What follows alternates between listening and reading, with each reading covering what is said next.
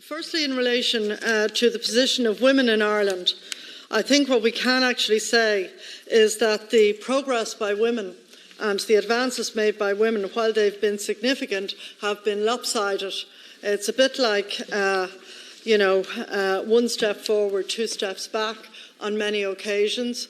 And the Citizens' Assembly idea was, of course, first introduced to the Dáil by the Labour Party, by Eamon Gilmore when he was leader, but it followed a period of examination and reflection by the Labour Party at looking at ideas about how democracy could be made more meaningful, and in particular very divisive debates could be addressed.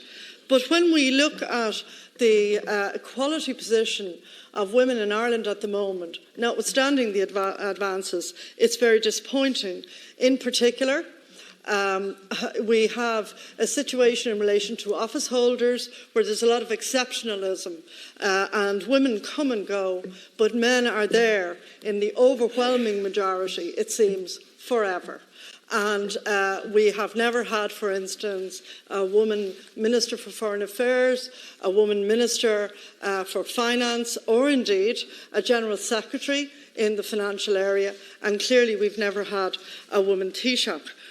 But it's in relation to issues around income and pensions. Your government, for instance, in the recent budget, failed to make any mention of the supplementary pensions, which I was heavily involved in, and the purpose there, the supplementary pension scheme, the purpose there was in particular to allow women who are often lower paid, who have broken service in terms of paid work, because of rearing families and other family commitments.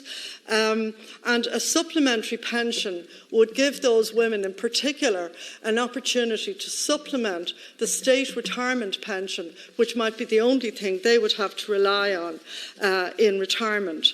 In relation then to the issue of the Lord Mayor of Dublin, clearly there is a need for more local democracy in Dublin. But I do think that that discussion has to be a broad one.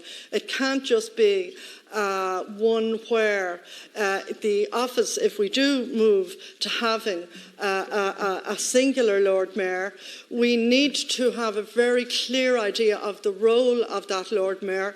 Will that person, for instance, have capacity in relation to housing?